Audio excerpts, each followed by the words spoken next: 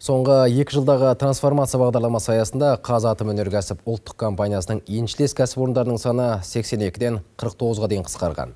Жалпы осы жылдың қорытындысы бойынша компанияның операциялық табысы 46 миллиард теңгеге жетпек. Бұл туралы бүгін орталық коммуникациялар қызметіне келген компанияның басқарма төрағасы Ғалымжан Пірматов хабарлады.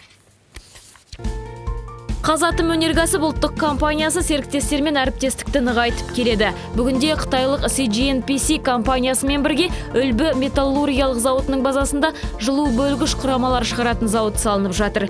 Жылына 200 тонна құрама өндіретін қауқары бар.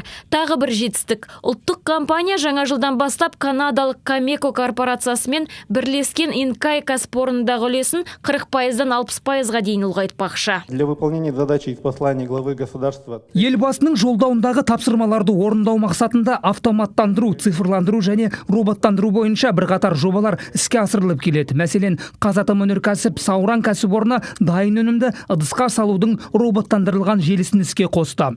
Мұндай кешен адамның қатысуынсыз-ақ өндіріс қауіпсіздігін қамтамасыз етіп, деректерді жинап, талдау жүйесін автоматтандыруға мүмкіндік береді. Ұлттық компания кеніштер орналасқан аймақтардың әлеуметтік экономикалық дамуында да ерекше көңіл бөледі. Согласно заключенным меморандумам в последние годы Қол қойылған меморандумға сәйкес соңғы жылдары оңтүстік Қазақстан және Қызылорда облыстарының бюджетіне 4,8 миллиард теңге аударылды. Ал Шығыс Қазақстан өңіріне биыл 1 миллиард теңге жіберілген. Алдағы 2 жылда тағы 2 миллиард берілмекші. Айта кетейік, биыл ұлттық компания қаржысының есебінен елордада 240 орындық балабақша салынған. Оны компания Астана қаласына сыйға тартпақшы.